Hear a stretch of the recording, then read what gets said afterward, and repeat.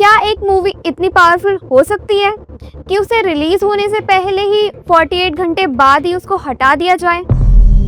जहाँ एक तरफ पुलिस फोर्स मिलिटेंसी हटाने में लगी हुई थी, वहीं दूसरी तरफ कुछ पुलिस वाले इस मौके का पूरा फायदा उठा रहे थे। इसमें तुम जो कह रहे हो वो सबूत कहाँ है? सब कुछ एक ऐसी फिल्म जिसका नाम 3 बार बदला गया हो, जिसको सालों तक रिलीज करने नहीं दिया गया हो, और अब जब वो फाइनली लोगों तक पहुंची है तब भी वो ज्यादा देर तक अवेलेबल नहीं रही। आज हम बात करेंगे कंट्रोवर्शियल फिल्म दिलजीत दोसांझ की, सतलुज। इस वीडियो में हम जानेंगे कि फिल्म किस बारे में बेस्ड है, असली नाम इस फिल्म का क्या था, कंट्रोवर्सी कैसे शुरू हुई और आखिरकार इस फिल्म के साथ बार बार ऐसा क्यों हुआ। चैप्टर 1, सतलुज मूवी क्या है। सबसे पहले एक इम्पॉर्टेंट बात, जिस मूवी को आज हम सतलुज के नाम से जानते हैं उसका ओरिजिनल नाम पंजाब 95 था। 1995 पंजाब। इससे पहले फिल्म का वर्किंग टाइटल गल्लू घरा भी बताया गया था। ये फिल्म फिक्शनल एक्शन मूवी नहीं है, ये फिल्म बेस्ड है human right activities Jaswant Singh की लाइफ पर। कारण 1990s में पंजाब पुलिस के एलिगेट फेक इनकाउंटर और अनडिफाइंड बॉडीज के मास क्रिमेशन को क्लेम डॉक्यूमेंट किया था। उनके काम ने देश और दुनिया के ध्यान को पंजाब के उस पीरियड की तरफ खींच दिया। फिल्म में दिलजीत दोसांझ ने उनका मेन कैरेक्टर प्ले किया है और डायरेक्शन हनीत रेहान ने दी है। कंट्रोवर्सी की शुरुआत, फिल्म का सब्जेक्ट शुरू से ही सेंसिटिव माना गया। रिपोर्टर्स के मुताबिक थिएट्रिकली रिलीज के लिए CBFC ने 100 से ज्यादा कट सजेस्ट किए। कुछ रिपोर्ट्स में ये नंबर 127 कट्स तक बताया गया। इन कट्स में डायलॉग्स, रेफरेंस और कई सीन्स को मॉडिफाई या रिमूव करने की बात थी। फिल्म मेकर्स ने इतने बड़े कट्स को एक्सेप्ट नहीं किया, इसी वजह से फिल्म को थिएट्रिकली रिलीज सालों तक अटकी नहीं। इस दौरान सोशल मीडिया पे लोग 2 ग्रुप्स में बंट गए। एक ग्रुप का कहना था कि हिस्टोरिकल इवेंट्स को दिखाने का हक फिल्म मेकर्स को होना चाहिए। दूसरा ग्रुप मानता था कि इस सेंसिटिव टॉपिक को बिना केयरफुली रिव्यू के रिलीज करना लॉ और ऑर्डर के खिलाफ है। यही कंट्रोवर्सी और भी बढ़ गई। पंजाब 95 से सतलुज तक कई सालों के बाद मूवी का नाम बदलकर सतलुज रखा गया। जुलाई 2026 में क्वाइटली OTT प्लेटफॉर्म ZEE5 पर रिलीज हुई।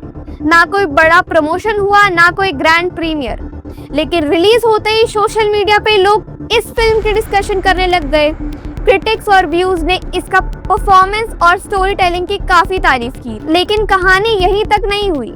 सिर्फ 48 घंटे के अंदर ही सतलुज मूवी को इंडिया में ZEE5 से हटा दिया गया। प्लेटफॉर्म ने सिर्फ इतना कहा कि करंट डेवलपमेंट्स के चलते फिल्म फिलहाल अवेलेबल नहीं रहेगी। डिटेल रीजन पब्लिक नहीं किया गया। फिल्म क्यों हटाई गई? आखिर क्वेश्चन ये है कि फिल्म क्यों हटाई गई, यही सबसे बड़ा सवाल है। ऑफिशियली ZEE5 ने डिटेल एक्सप्लेनेशन नहीं दी। मीडिया रिपोर्ट्स के मुताबिक अलग अलग व्यू पॉइंट सामने आए। कुछ रिपोर्ट्स में रिसोर्सेज के हवाले कहा गया कि अथॉरिटी को कंसर्न था कि इस फिल्म में कुछ पार्ट्स का मिसयूज हो सकता है और इसीलिए एक्शन लिए गए। दूसरी तरफ फिल्म मेकर्स और सपोर्टर्स का कहना था कि फ्रीडम ऑफ एक्सप्रेशन का इशू है, ऑडियंस को फिल्म देखकर खुद डिसाइड करना चाहिए। इस इशू को लेकर हाई कोर्ट में PIL की फाइल गई। यानी एक तरफ नेशनल सिक्योरिटी और पब्लिक ऑर्डर की कंसर्न की बात हो रही है, तो दूसरी तरफ ही क्रिएटिव फ्रीडम और सेंसरशिप पे डिबेट। इसलिए कंट्रोवर्सी सिर्फ एक मूवी तक ही लिमिटेड नहीं थी, बल्कि एक्सप्रेसिव और रेगुलेशन के बीच भी डिबेट बन गई। पब्लिक रिलेशंस, फिल्म के रिमूव होने के बाद सोशल मीडिया पर #सतलुज ट्रेंड चलने लगा।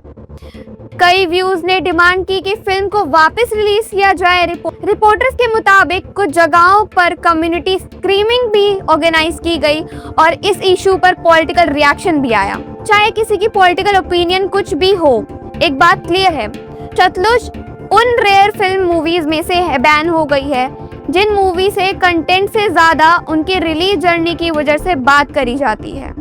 तो कंक्लूजन यही है कि सतलुज सिर्फ एक मूवी नहीं है, एक एग्जाम्पल है कि जब सिनेमा हिस्ट्री, पॉलिटिक्स और ह्यूमन राइट्स जैसे सेंसिटिव टॉपिक को टच करता है तो डिबेट्स भी उतनी ही इंटेंसिव हो जाती है। अब सच क्या है, गलत क्या है और किस व्यू पॉइंट को ज्यादा इंपॉर्टेंस मिलनी चाहिए, ये फैसला हर व्यूअर को खुद फैक्ट्स देखकर करना चाहिए। अगर आपको ये वीडियो इन्फॉर्मेटिव लगी हो तो वीडियो को लाइक जरूर करें, कमेंट में बताएं क्या कंट्रोवर्शियल मूवी को रिलीज होना चाहिए या सेंसिटिव टॉपिक पर स्ट्रिक्ट सेंसरशिप जरूरी है। और अगर आप ऐसे ही इन डेप्थ एक्सप्लेनेशन देखना चाहते हैं तो चैनल को सब्सक्राइब करना मत भूलिएगा। मिलते हैं नेक्स्ट वीडियो में। Thank you so much for watching.